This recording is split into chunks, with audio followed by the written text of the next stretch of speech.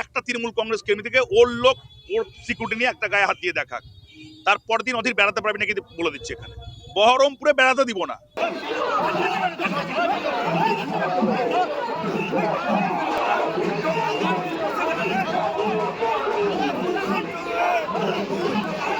শনিবার সাত সকালে গরমাগরম বহরমপুর, বিক্ষোভ, ধস্তাধস্তি, চ্যালেঞ্জ পাল্টা চ্যালেঞ্জ।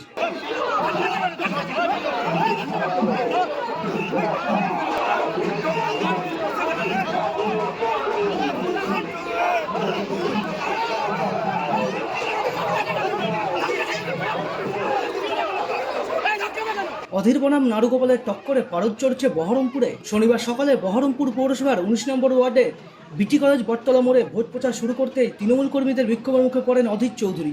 সরু গলিতে হাতাহাতি কংগ্রেস তৃণমূল কর্মীদের মধ্যে।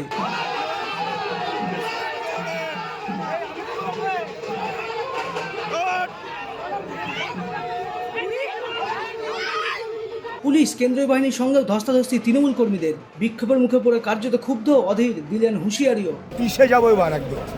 আর তৃণমূল যদি রক্তারক্তি চায় তো রক্তারক্তি হবে। তৃণমূল যদি মনে করে রক্তারক্তি করতে চায় তো রক্তারক্তি হবে এবার, হুঁশিয়ার করে দিলাম।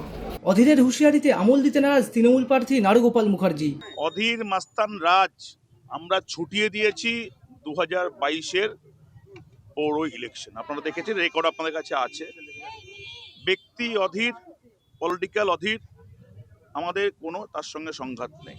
মাস্তান অধীর, ক্রিমিনাল অধীর, তার বিরুদ্ধে আমাদের প্রতিবাদ আছে।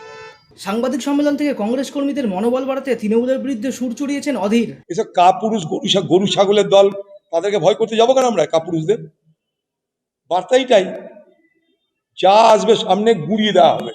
উত্তর দিয়েছেন নারুগোপাল মুখার্জিও। নির্বাচন কমিশন অধীর কত বড় মাস্তান, ক্রেডেনশিয়াল দেখাবে মিডিয়াকে আর হচ্ছে আপনার নির্বাচন কমিশনকে। বহরমপুরে যেন আমাদের সঙ্গে তৃণমূল কংগ্রেসের সঙ্গে দেখাতে না আসে। ও একটা তৃণমূল কংগ্রেস কর্মী থেকে ওর লোক ওর সিকিউরিটি নিয়ে একটা গায়ে হাত দিয়ে দেখাক, তারপর দিন অধীর বেড়াতে পারবে নাকি বলে দিচ্ছে। এখানে বহরমপুরে বেড়াতে দিব না। একদিকে প্রাক্তন সাংসদ অধীর চৌধুরী, অন্যদিকে পৌরসভার চেয়ারম্যান নারুগোপাল মুখার্জি।